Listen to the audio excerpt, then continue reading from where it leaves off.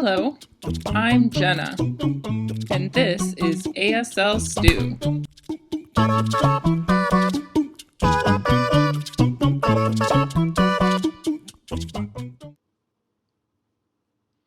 Okay, so today we're going to be discussing the deaf and disabled communities and how there's similarities or differences. So that's what we're going to discuss today. Historically, the culturally deaf community do not feel they have a disability. There's just a linguistic difference. Other than that, they can communicate, they can do everything. The only barrier they have is not hearing, but there's ways to get around that. So they feel they're not disabled.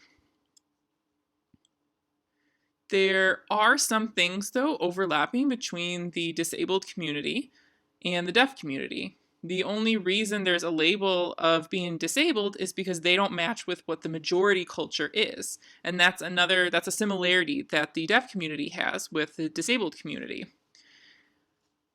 If society were more willing to be accessible, whether that's with the deaf community having more visual accommodations like visual fire alarms, then there's no problem. But if they're neglected, then there is. For example, in the disabled community, if someone's in a wheelchair, then they can have a ramp and then there's no issue. So those are the type of things that I'm talking about. Or, for example, there's Braille for someone who is blind, and with that, they're able to communicate, they can read through a tactile method, and that's fine. If it's not everywhere, then there is a barrier for them, and then breakdowns are going to happen. I think one thing I want to emphasize that's really important is working together and fighting for legal rights for accessibility, whether that's in the deaf community where they need interpreters in sign language in schools or at their doctor's appointments or all of those type of situations, they need that accommodation. Or again, they might need more visual access. Or even tactile accommodations for deafblind, so they need tactile services. And so they need to fight for that, which is the same within the disabled community.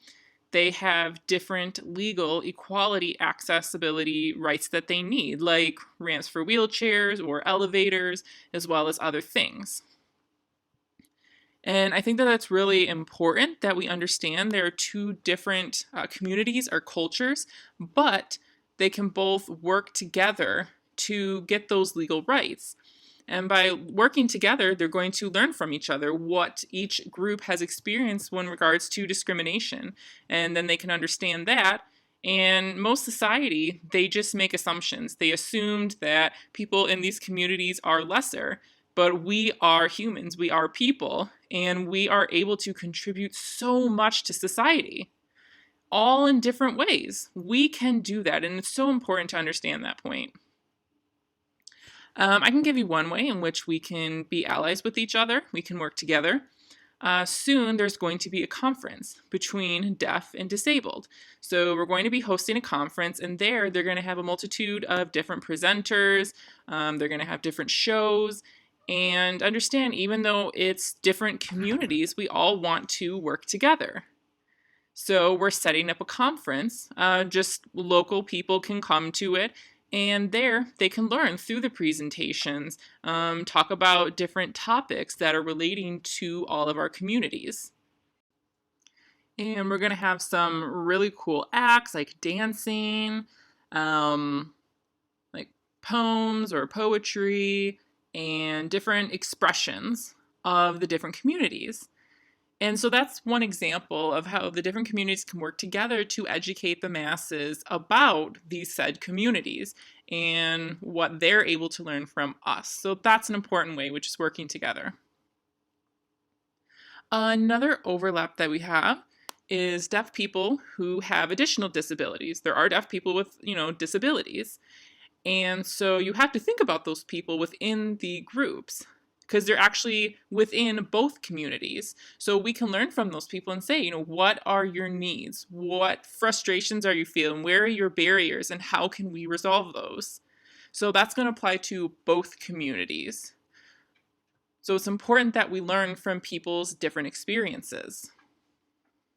So hopefully you have learned something from this video through the different examples. Now understand this is just my experience, but I strongly recommend that you get in contact with different people who are deaf, disabled, deaf plus. Talk to them and find out what their experiences are. Watch their videos or read their stories, whatever way you can. There's so many different people out there and so many stories out there that you can learn from and learn about what their needs are and how we can improve our society and have better accommodations and make a better life for everybody. So check out what you can. So if you like this video, please click like, and if you haven't, subscribe. Okay, and also, if you want to support us in a different way, go ahead and check out our Patreon page. We have some really cool perks there, and if you want to, give us some support. We always appreciate it. Thank you so much for all of your support that you've provided. Take care. Bye. Never know, you could have a good month, you could have a bad month. Another pro, which I kind of recently mentioned as a con. Another thing that I think is really important is working together, being allies. You know, there's a lot of different minority groups like the deaf community